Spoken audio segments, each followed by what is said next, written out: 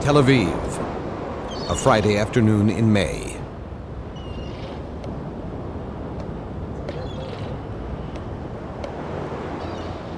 As the week winds down, traffic dwindles in the streets of the metropolis.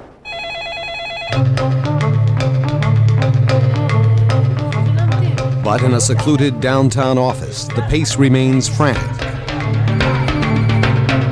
Only a handful of Israelis know of this room's existence or its purpose. It is the eve of Shabbat, the Jewish Sabbath.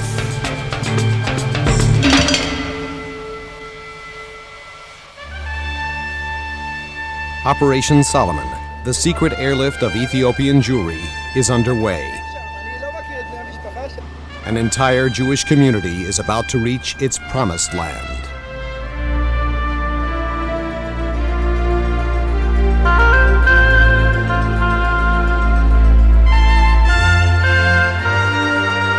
The Jewish world will celebrate their homecoming, yet the origins of Beta Yisrael, these black Jews from Africa, will remain a mystery.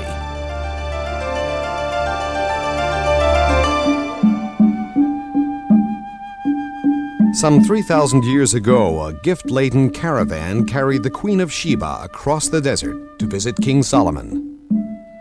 Did the Ethiopian Jews descend from their son and his followers? Or from one of the 10 tribes of Israel, perhaps the tribe of Dan? Did they stem from Ethiopian Christians who adopted Judaism?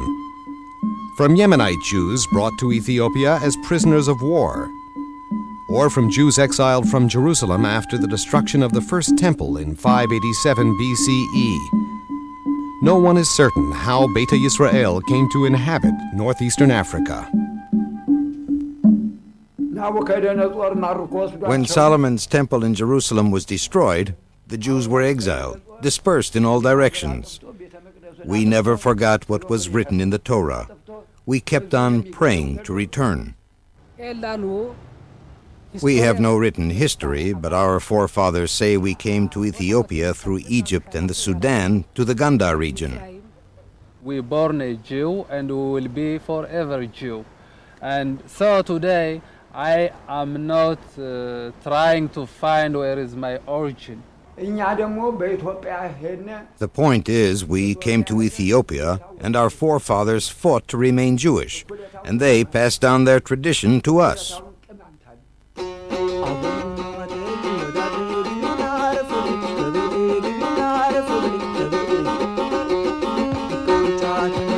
Beta Yisrael were isolated from the outside world, convinced they were the last Jews on earth. While the Jews of medieval Europe were persecuted and herded into ghettos, Beta Yisrael enjoyed independence with their own rulers and army.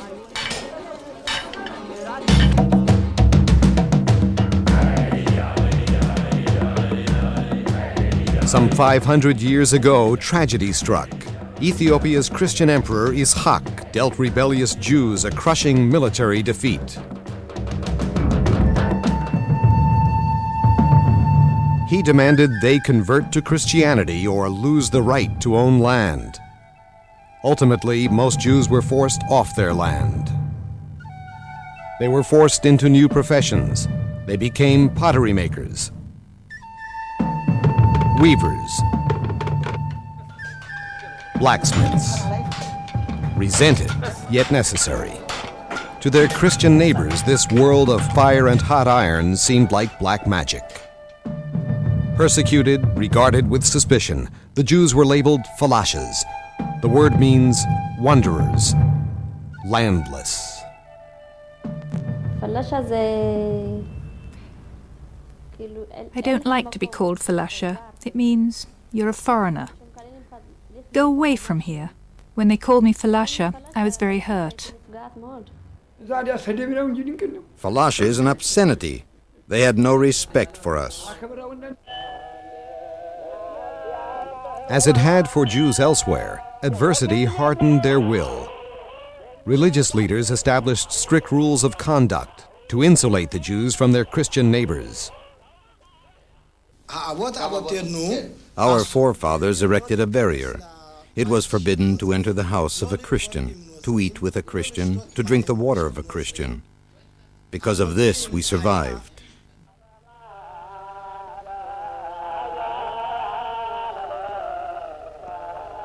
The Torah, handwritten on goatskin in the ancient Gez tongue and known as the Orit, was at the heart of Ethiopian Jewish life. The Mishnah, Talmud, and other later commentaries were unknown. The Sabbath and other holidays mentioned in the Torah were strictly observed.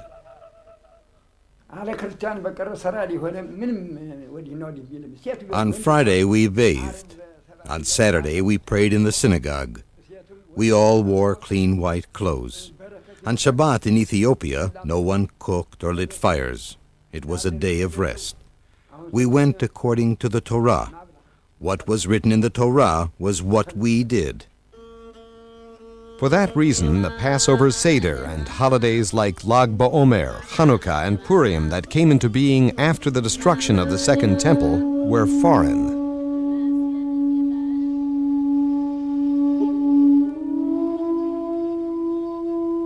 The Sigd was unique to Beta Yisrael, a time of prayer and fasting, renewing the ancient covenant forged between God and Moses at Mount Sinai.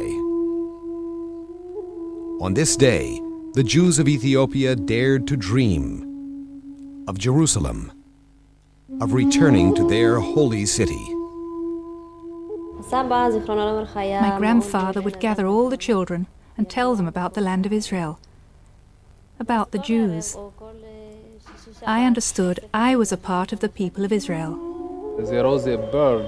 She was a very beautiful bird, and we thought that she came from Jerusalem. So we dreamed a lot to come to Jerusalem, and we were imagined that Jerusalem is a golden area. Even the building is golden, the road is golden, everything is golden. It would take more than 1,000 years of unwavering belief before the dream came true. The Jewish world knew almost nothing of Beta Yisrael. Over the centuries, scattered reports told of Jewish tribes living beyond the mythical Sambatyon River, of a remote African land inhabited by the 10 lost tribes of Israel. Around 1775, Scottish explorer James Bruce reported the existence of Jews in Ethiopia. In the mid-19th century, French researcher Antoine Dabadie reported meeting Torah-observant black Jews. But real contact came only in 1867, when the French Kol Yisrael Chaverim organization sent Professor Yosef Halevi to investigate Jewish life in Ethiopia. His report brought no further action.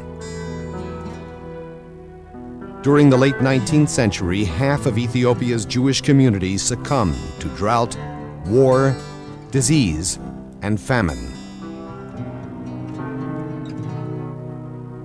In 1904, Halevi's student, Yaakov Feitlovich, came to Ethiopia and remained for 2 years, living with, learning about, Beta Yisrael.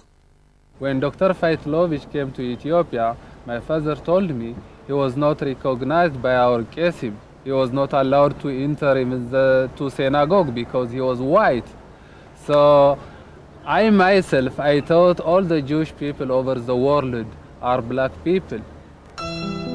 Feitlovich returned to Europe with a letter from the Kesim, the Ethiopian religious leaders, saying, "Do not forsake us." He brought back a letter from the rabbis of 42 Jewish communities, offering moral support, but little concrete assistance. Feitlovich went on working to bridge the gap between Beta Yisrael and the Jewish world. Books and teachers, kippot, skullcaps, and prayer shawls, the Talmud and the Mishnah, the holidays and customs of mainstream Judaism began appearing in Ethiopia.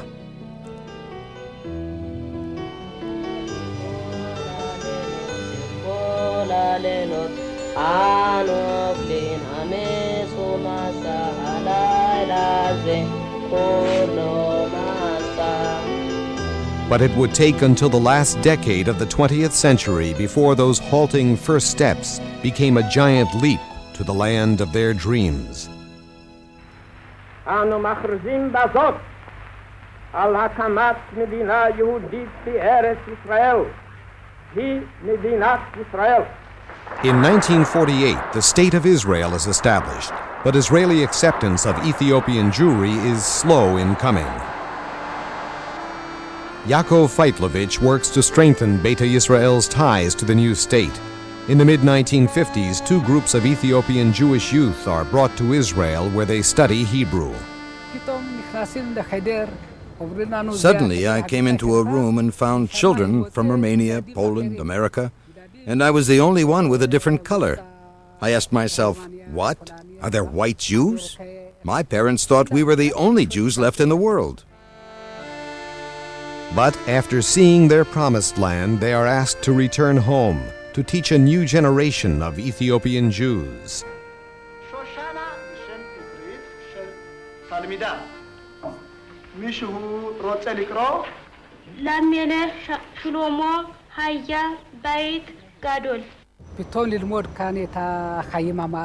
After learning Western ways and moving ahead, returning to the villages was one of the hardest things I ever did. Everything had remained the same. Nothing had changed.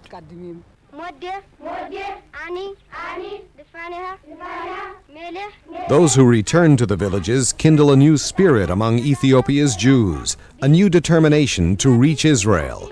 But Israeli policy regarding Beta Yisrael remains undefined, and Ethiopia's ruler Haile Selassie is less than enthusiastic about letting the Jews leave. World Jewish leaders press for action. In the late 1970s, Israel's government finally decides to bring Beta Yisrael home, and the Jews of Ethiopia begin the long trek out of their country. They cross illegally into Sudan, whose military dictator has been bribed to look the other way. It took a long time till I decided to leave my parents and go into the desert. It was very hard. I knew I was going with friends, but I didn't know if or when I'd see my family again. My parents are elders, so I was very afraid, especially for my mother, that she will cry and she will not allow me to come to Sudan. And I decided not to tell them. We walked for 21 days. Most of the time we walked through areas controlled by the rebels, who opposed what we were doing. It was terribly dangerous. I traveled by on foot about 30 days, day and night. It was very difficult, especially thirst, hunger, and I suffered a lot. I was sometimes decide to suicide, just to kill myself, but it's not easy to kill myself. Of more than 7,000 Ethiopian Jews who set out for Israel, more than 2,500 die along the way. Of those who reach the overcrowded transit camps in Sudan, most leave behind brothers or sisters, children or parents, husbands or wives.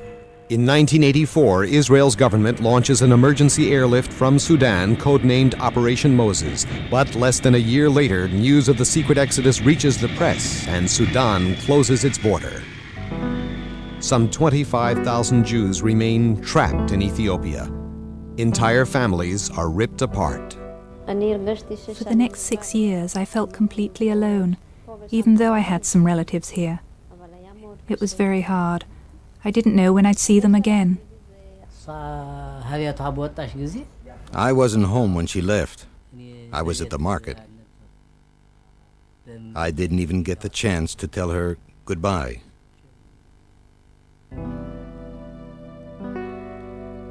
During the years that pass, communication is unreliable at best. A letter when it can get through, a picture, a memory, something to hold on to.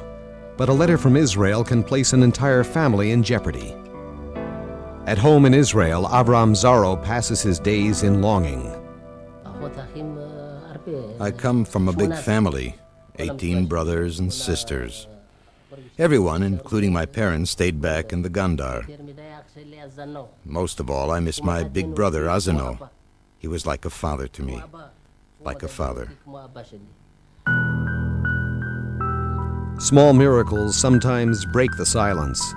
When an Israeli film crew reaches Ethiopia, it brings back personal greetings and indelible memories. Tell them not to forget us.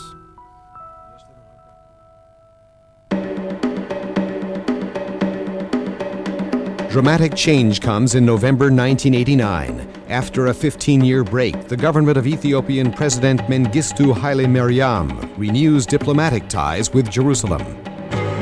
An Israeli embassy opens in Addis Ababa.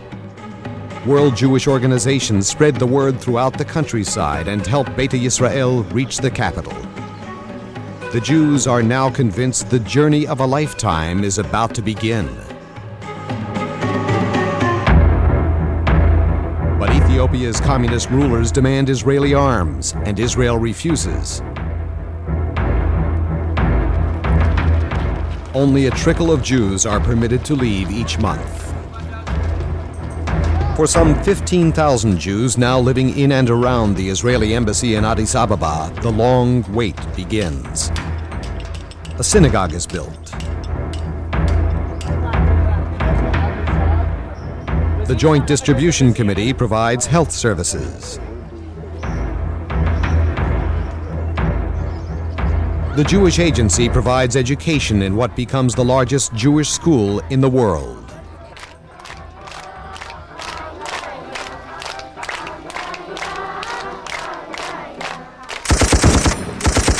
Time is running out. After years of civil war, rebel forces now mount a full-scale attack. Ethiopia is on the verge of chaos. Jerusalem closely monitors the situation, while Ethiopian immigrants in Israel look on in fear. Amid the crisis, Avram Zaro's family prepares a video letter for his brother's family in Addis Ababa. At the Israeli embassy in Addis, they gather around the television. It's their first real contact in 8 years.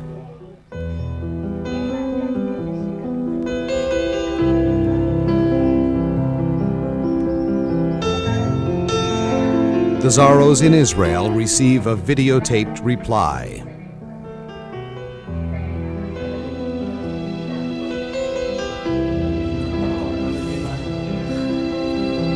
Time is slipping away.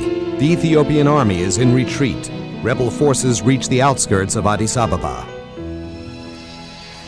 The dependents of foreign diplomats are evacuated. The Jews are trapped. But a flurry of behind-the-scenes diplomatic activity holds out hope for an escape route. At Jewish Agency headquarters in Tel Aviv, an emergency operation is planned to rescue the Jews of Ethiopia. It is codenamed Operation Solomon. On May 20th, 1991, Ethiopia's president flees his country. But remnants of the Mengistu government now demand a $30 million ransom to let the Jews go. Israel and the Jewish world come up with the money. In Addis and Jerusalem, the green light finally blinks on.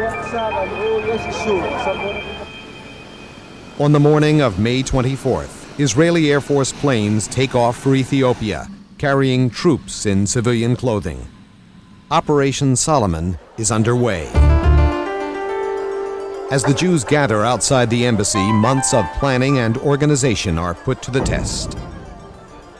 They must be transported to the airport quickly without attracting attention, within range of rebel guns.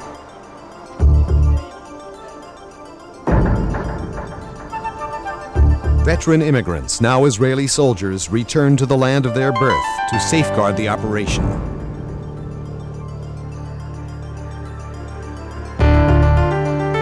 They board the planes as quickly as they land, leaving all their possessions behind. They leave the land of their birth with no more than the clothes on their backs. With no baggage, the planes carry more passengers, more than 1,000 on one jumbo jet, a world's record. At exactly 4:40 p.m., the first of 35 aircraft taking part in Operation Solomon lands at Ben Gurion Airport, and a little boy steps into the sunlight of his promised land.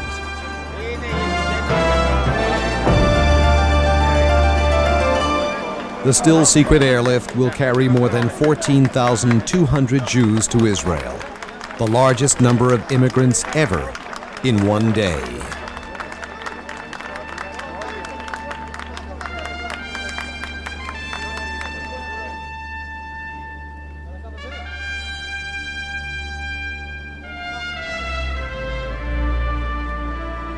The young, the old, the healthy and the infirm, religious leaders carrying sacred writings, an entire community emerges from the plains.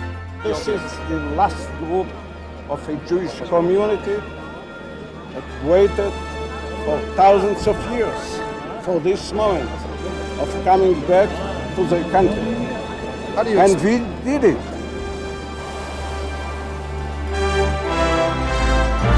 Operation Solomon continues throughout the night. The travelers are roped in to make sure no one strays in the darkness.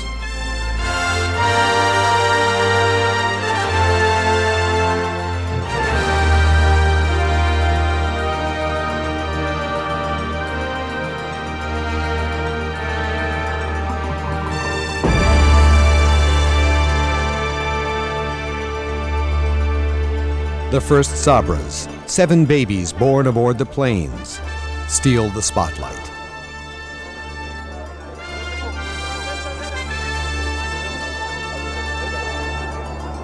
Natan Sharansky, once a prisoner of Zion in the Soviet Union, now an Israeli journalist, puts down his pen and helps out on one of the flights.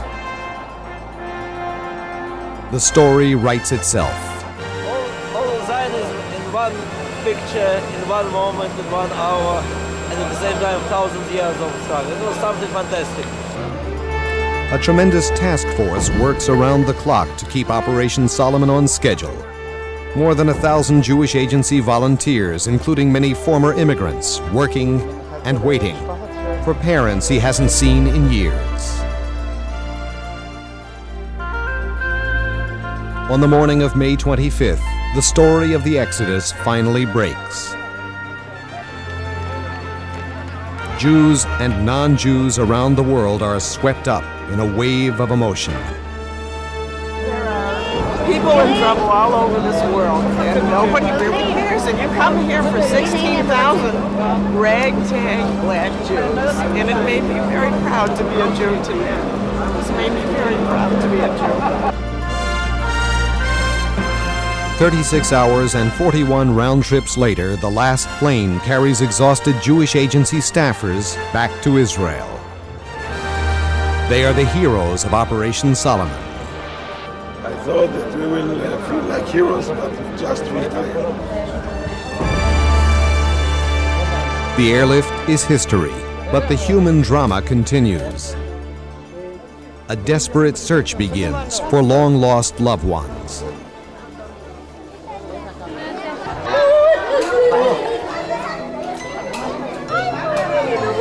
For Avram Zaro and his brother, an eternity of longing comes to an end.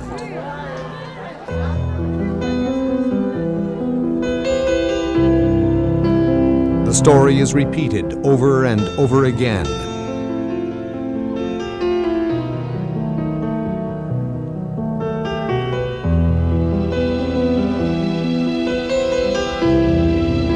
Each embrace brings reflections on the past and the future.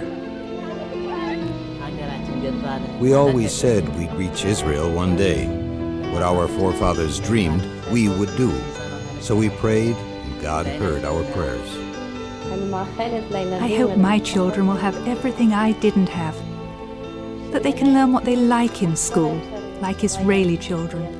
They would like to be modernized young people, not to learn a lot about Torah, just to learn computer, electricity, electronics, such things. In Ethiopia, the Christians always wanted us to convert, but we wouldn't abandon our faith. We fought them and told them we have a Torah. We are Jews. God is one, not 2 or 3. Now we are in Israel. We are Jews.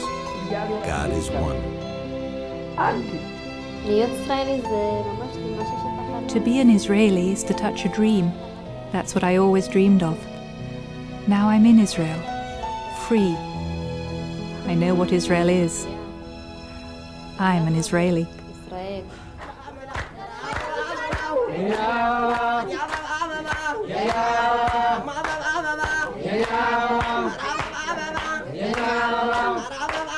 The Jews of Ethiopia are home at last, beginning new lives in the land of their dreams. Their past remains an enigma, their future an undefined possibility.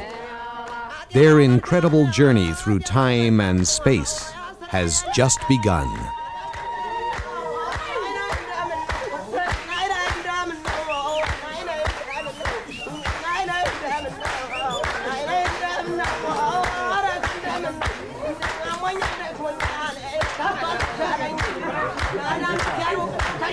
Thank you.